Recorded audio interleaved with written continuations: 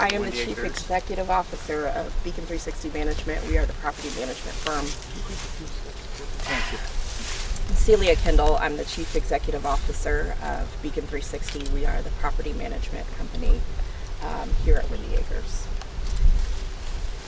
Chief Hicks. I'm Joe Hicks. I'm the Chief of Police here at New London Police Department. Whoever wants to start, just let us know what exactly happened here today, please. Yes, sir. So at approximately 10:52 this morning, we did get a call that there was an active shooter in the facility. Myself and a deputy arrived.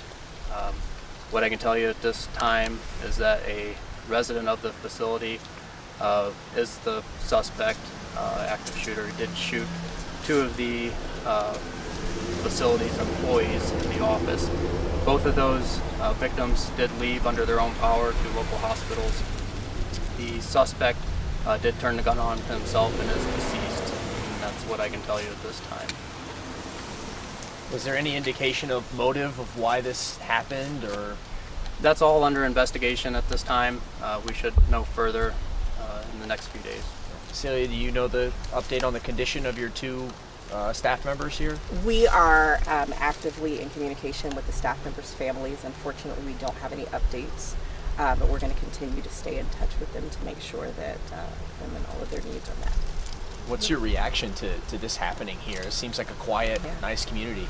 I think, like you might imagine, I think we're appalled. We're saddened. Myself, my team, the residents, they're scared.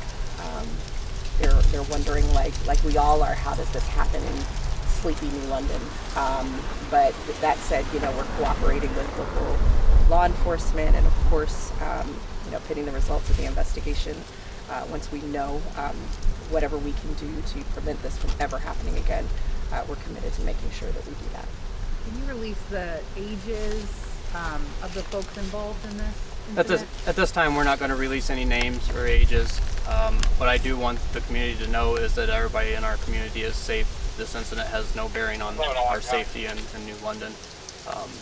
We hear it all too often that, it can't happen in small town America. But in this day and age, it can happen anywhere, and this is a testament to that. Were those victims taken to a hospital? I heard you say they left on their own accord, but Correct. So what I was intending or trying to say is that both of our victims did leave under their own power. We got in an ambulance and were taken to local area hospitals for can treatment. you explain kind of the makeup of is it the facility, I guess? Is it just a living community? Or? I guess you would call it a assisted living facility. It is a 2-level multi-occupant facility, fairly large, the largest one we have in New London. So when this active shooter situation happened, how long was the community locked down? How did you guys respond? So we follow a site-coordinated emergency response plan, which guides our reaction to emergencies, and it also maps out active shooter incidents. So we followed our site-coordinated emergency response plan. Law enforcement were immediately notified, and then the rest of the individual respective teams from both law enforcement, property management, and ownership responded. And the community is still on lockdown. Have you had incidents of this gentleman who started this all before? Unfortunately, we're in the process of getting to the bottom of what the motive might have been, and so we're discovering that. So was this in a ourselves. common area that this happened, or was he in someone's? Were they in his apartment? The scene has not been released to property management yet, so we're not super sure what we're dealing with. We haven't been in the area being investigated at all. Could you answer that? Yeah, so it looks like the primary crime scene occurred in the lobby and the office of the facility. You mentioned they're still on lockdown. Are folks able to come and go from the facility now, or? We are still trying to allow law enforcement to have the space to be able to conduct their investigation without impeding that. So yes, people can come and go if they absolutely must, but we're asking if they don't absolutely have to go, that they stay in their units. There are some residents who have asked to be with other residents, and so we want to allow for that sense of community to be fostered, especially at a time like this. So we're working to make that happen where we can. At this point in the investigation, what are some elements that you guys are looking for to help piece together what happened and why? Obviously, when we get time, and we're going to speak with our victims to see what the underlying circumstances were, see if there is a motive that they may be aware of. At this time, we're not aware of a motive.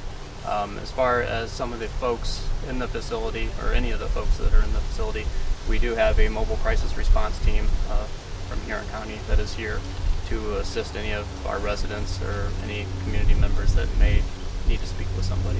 Do you know how many shots were fired in this incident? Really quickly, everyone, the chief and I do have to get back to making sure that we are meeting the needs of the residents and also securing the community. So we'll take one more question and we've got to go. Yeah, just don't. Yeah, as far as that question goes, it's early in the investigation. We do not have a count on that. And Sorry, then- are these injuries life-threatening? We've got to go. So sorry. Thank you all so much for your time. How many Appreciate residents your are in there? communicating. There are 32 units. 32. Okay. Thanks, everyone. So there's only one confirmed death? At this time, yes, just the suspect is deceased. Is that- I can't attest to No, the I- injuries of the two victims. Is the suspect being identified? I know the victims are not. Are you able to identify who he is? I will not at this time, just out of respect for the family. Okay. Thank you, folks. Thank you. Thanks, Chief. Thank you, Celia.